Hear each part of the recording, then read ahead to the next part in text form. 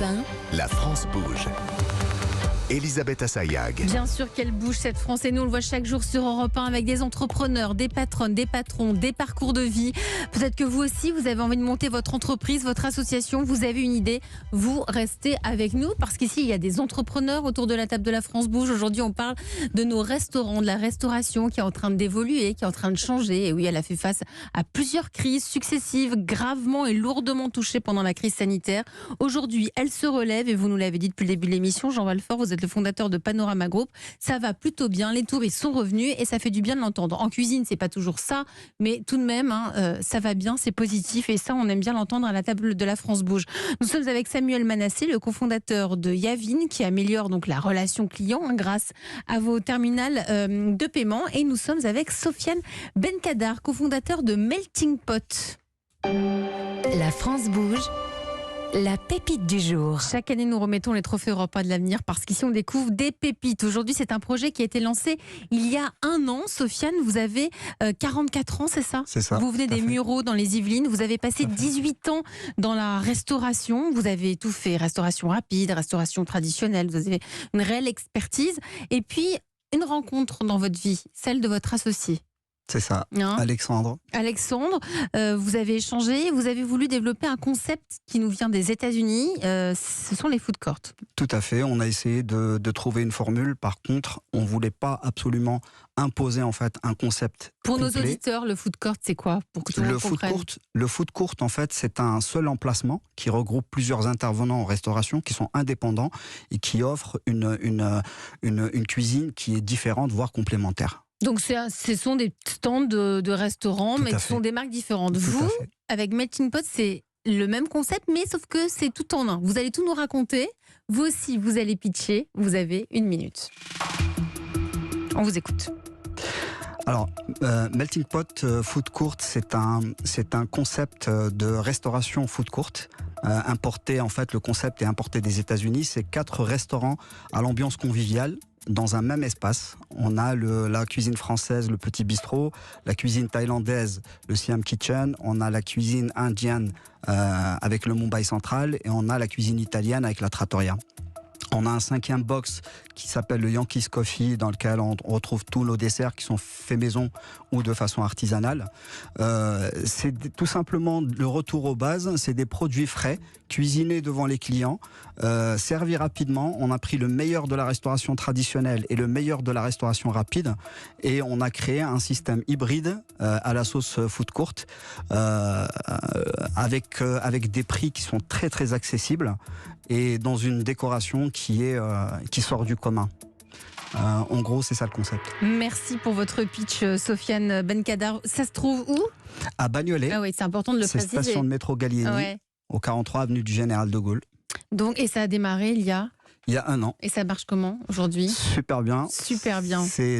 On fait 3 fois nos projections budgétaires. Bon, ben voilà, vous confirmez cette tendance que vous nous avez annoncée, Jean Valfort. On a envie d'aller manger au restaurant. Qu'en pense Nathalie Carré, qui est en charge de l'entrepreneuriat à la Chambre de commerce et d'industrie ? Parce que si vous êtes là aujourd'hui, Sofiane, c'est parce que vous avez quand même des projets, vous avez des envies, vous souhaitez vous développer. Donc Nathalie Carré a 2-3 conseils à vous donner. Bonjour Nathalie. Bonjour Elisabeth, bonjour tout le monde. Alors d'abord les points positifs. Eh ben oui, le tour du monde en un repas. Effectivement, ce concept arrive en France, c'est plutôt sympa, ça crée de la convivialité. Et puis vous savez, parfois quand on n'a rien à se dire, là il y a un bon sujet de conversation entre les convives, chacun goûtant le plat de l'autre. Ça peut parfois régler quelques difficultés. Bravo pour le mélange aussi des associés, un professionnel de la restauration et un professionnel de l'immobilier, ce qui est le cas d'Alexandre. L'emplacement et la carte, les 2 piliers d'un restaurant qui fonctionne. Et puis vous avez adopté les codes de la street food. Donc on va au restaurant, mais c'est plus cool. On peut y aller en sortant de chez soi en tenue décontractée, genre chaussettes claquettes. Comme en tenue... D'accord, si vous voulez. C'est pour ceux qui sont... Non, mais c'est pour mes beaux enfants, ça, la chaussette claquette. Comme en tenue plus habillée de bureau. Par exemple. Alors, vous, Sofiane, vous cherchez à vous développer, on disait notamment en région parisienne. Nathalie a quelques idées à vous proposer. Eh bien, 3 idées, effectivement. D'abord, sur l'implantation. Dans toutes les villes de France, et en Ile-de-France aussi, il y a toujours des quartiers un peu plus chics que d'autres et des quartiers plus populaires. Il y a toujours une zone où se finit ce quartier chic et où commence le quartier populaire. C'est souvent une zone un peu vide commercialement, sans véritable identité. Alors, vous pourriez vous implanter là, à l'intersection, faire la jonction entre les quartiers et recréer une forme de dynamisme, notamment dans les banlieues et les villes moyennes où l'offre de restauration est souvent quand même moins riche. Et votre implantation, qui serait donc le melting pot, évidemment, votre implantation pourrait d'ailleurs attirer d'autres commerces par la suite et recréer un quartier plus vivant. Ensuite, la carte. Alors, si on voulait être vraiment précis avec les plats les plus typiques des pays que vous avez choisis, on n'aurait pas de bouboune puisque c'est un plat vietnamien et pas thaïlandais. Les burgers ne seraient pas dans la carte française et le tiramisu ne serait pas dans la carte américaine. Mais le sujet n'est peut-être pas là finalement, parce que finalement, votre but, c'est pas de faire découvrir les vrais plats typiques et exacts de chaque pays, mais simplement de passer un bon moment dans un endroit convivial à un prix accessible. Du coup, votre modèle peut se décliner facilement. Vous pourriez avoir un concept plutôt melting pot méditerranéen, avec France, Italie, Espagne, Portugal, Maghreb dans une ville, et puis un concept plus Grand Ouest, avec France, Amérique latine, et Canada, USA, dans une autre ville par exemple, sans que ça remette en cause votre concept de melting pot. En effet, les études sur les Français et les saveurs du monde montrent qu'il y a des régions qui apprécient certaines cuisines étrangères plus que d'autres. Enfin, votre marque peut ouvrir la porte à plusieurs activités complémentaires au restaurant, car un restaurant, c'est beaucoup de charges fixes pour 2 moments d'exploitation principaux, le midi et le soir. Donc, encore une fois, dans l'esprit melting pot, vous pourriez proposer qu'une personne d'origine indienne, par exemple, vienne donner des cours de danse, qu'un Italien vienne donner des cours de préparation de pâte à pizza, qu'un boxeur thaïlandais. Bah oui, on prend la personne du pays qui explique aux autres, toujours dans cette idée de mélange et de partage. Ça vous fait sourire, Sofiane? Bien sûr, ça me fait sourire parce qu'en fait, c'est complètement en adéquation avec les projets à venir qu'on a sur les autres structures, sachant qu'aujourd'hui, on n'a qu'un seul restaurant qui fonctionne. On a un deuxième qui est en travaux. On a 2 autres projets à Bobigny et à Gennevilliers-les-Courtis qui sont en travaux, qui sont signés. C'est important pour vous d'être en région parisienne et pas être dans Paris? Pour nous, c'est le point de lancement, oui. Pourquoi? C'est le lancement. Parce que pour nous, tout se passe et part de Paris et de l'Île-de-France. C'est une équation, on va dire, commerciale qu'on a pris. Par contre, le but, c'est vraiment de s'ouvrir à la franchise à partir de 2024. On ne veut pas aller trop vite. On ne veut pas non plus en fait, que la concurrence en fait, qui commence aujourd'hui à s'organiser dans ce sens-là ne s'approprie une partie du projet parce que on a beaucoup de propositions au jour d'aujourd'hui. Déjà ? On en est fiers. Oui, Bravo. On a une proposition à Dubaï, au Sénégal, à Marrakech. Ça s'est passé hyper vite. En fait, le concept plaît beaucoup, à notre grande surprise, parce qu'en fait, on est vraiment à mi-chemin en fait, des 2 mondes, de la restauration rapide et traditionnelle, c'est-à-dire que le client, il rentre, il passe sa commande aux bornes, il est servi rapidement, mais dans de vrais ustensiles. Oui, c'est la restauration rapide et du vrai restaurant. Exactement. Mais justement, Nathalie, Sofiane évoque les franchises. C'est un modèle qui intéresse et qui est très étendu, très implanté en France, ce modèle de franchise. Mais le sujet, c'est le financement et le recrutement, parce que en restauration, il y a beaucoup de casses. Alors c'est souvent, évidemment, en raison de personnes qui se lancent sans vraiment connaître le métier et qui se retrouvent vite dépassées. Alors vous connaissez le métier, ça rassure les financeurs et effectivement, vous l'avez dit, votre premier restaurant fonctionne, donc c'est très rassurant pour les financeurs. En revanche, vos futurs franchisés, puisque c'est votre but, votre concept demande beaucoup de mètres carrés, ça peut faire vite un budget important. Alors pour faciliter le financement de vos futurs franchisés, vous pourriez peut-être aller plus loin, encore une fois, que ce qu'on propose traditionnellement. Évidemment, proposer l'emplacement, mais aussi un pack de formation diplômante sur la gestion d'un restaurant, sur le management, sur la gestion des achats, les normes d'hygiène, toutes les compétences nécessaires au succès d'un restaurant. Une formation pour les serveurs aussi, qui doivent savoir parler de tous les plats, en plus d'être agréables et efficaces. Peut-être un chef consultant pour apprendre aux chefs de vos franchisés les techniques de cuisson des plats étrangers. Un accompagnement au recrutement des équipes locales. Et puis un partenariat de tout ce qu'il va faire. Oui, il n'y a rien à faire, c'est bon. Non, c'est bon. Je vais vous remettre les clés. Non, là, c'est un métier beaucoup trop difficile pour moi.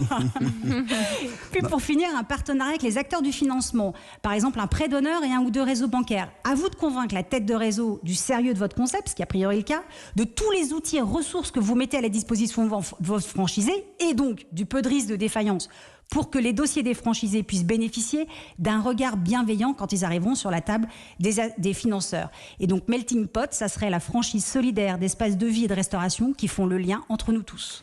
Merci Nathalie Carré. Sofiane, une réaction? Oui, en fait, je voulais juste parler rapidement en fait du cheminement en fait de notre projet. On a vraiment en fait un projet de franchise qui va être établi dans ce sens-là, c'est-à-dire que on va avoir des structures normées avec des normes HACCP, avec des normes d'hygiène et de sécurité. Oui, enfin, le principe d'une franchise, quoi. Tout est bien normé avec un cahier des charges bien établi. Jean Valfort, fondateur de Panorama Group, votre regard là-dessus? J'ai 2 points. La première, c'est que le food court a le vent en poupe. Je crois que le plus connu, c'est celui de Lisbonne avec le Time Out Market. À Nice, dont je suis originaire aussi, ils avaient fait un grand food court dans la gare du Sud. C'est quelque chose qui est bien parce que ça permet de se retrouver une fois de plus. C'est un point de sortie. Chacun le plat qu'on a envie de prendre. Voilà. On n'est pas là tous à devoir manger la même chose. Exactement. Et dans la logique de ce que je vous disais tout à l'heure. Et la deuxième, c'est que je suis pas tout à fait d'accord sur la logique parisienne. Nous, on essaye plutôt maintenant d'investir en dehors de Paris. Je trouve qu'il y a beaucoup de choses à faire dans les grandes villes de province. Il y a une demande qui est forte, mais une offre qui est faible. Et finalement, on se concentre sur Paris avec toutes les difficultés qu'il y a. Et puis avec toute la concurrence, alors que peut-être que... On pourrait les dénombrer, mais Paris, c'est la ville de la concurrence. Paris, c'est la ville des mouvements sociaux. Paris, c'est la ville des difficultés pour se loger quand on travaille dans la restauration, donc qu'on a vous des salaires dites que faibles. quand on est entrepreneur dans la restauration... disons, si vous aviez un conseil à donner à celui qui a envie de lancer son restaurant, sortez de Paris et allez vous implanter là où il y a des besoins. Ne négligez pas les grandes villes de province qui ont les mêmes clients, le même pouvoir d'achat, la même vision sur le monde grâce à Instagram, mais qui n'ont pas les restaurants et qui ont des facilités d'exécution qui sont sensiblement supérieures à Paris aujourd'hui. Là, vous disiez, Jean Valfort, que les food courts, on le vend en poupe. Vous êtes à l'initiative donc de ces fameuses dark kitchen, ces cuisines de l'ombre qui se sont multipliées au cœur des villes depuis 2020. C'était la suite des confinements et des couvre-feux successifs.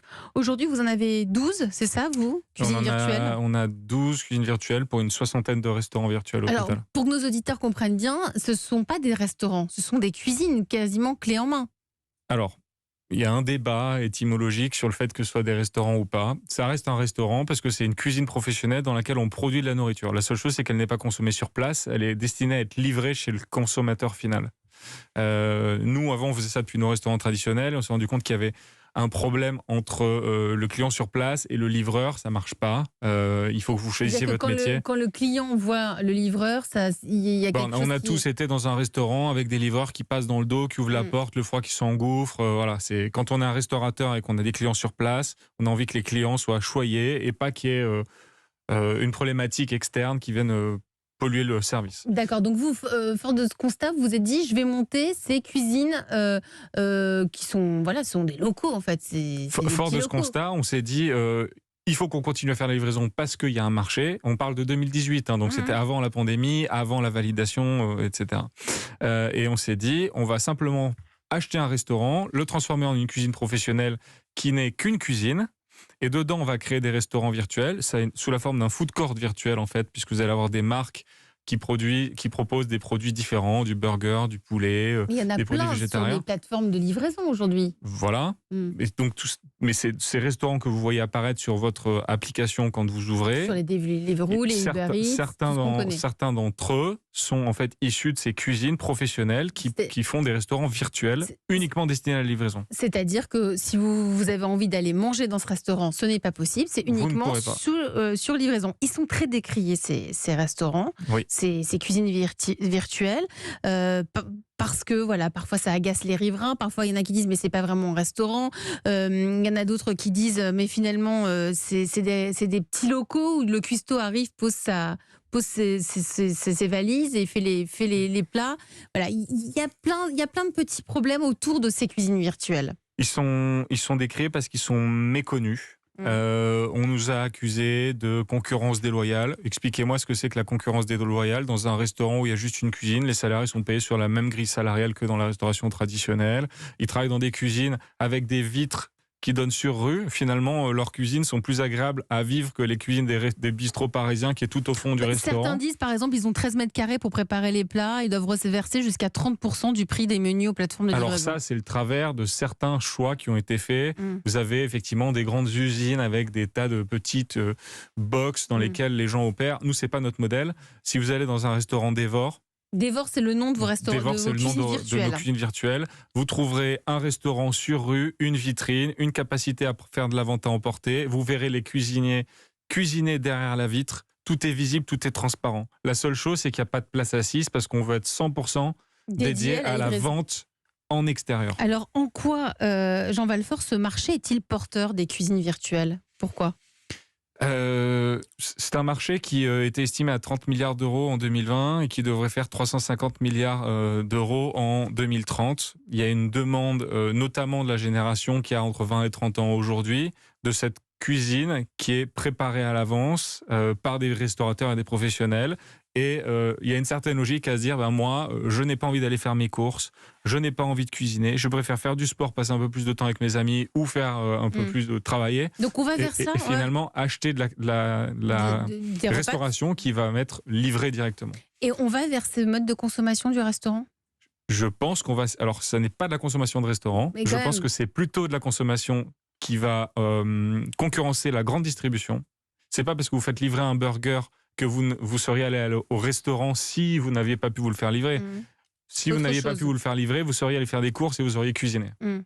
Nous sommes des concurrents de la grande distribution. C'est de la grande distribution en produits finis.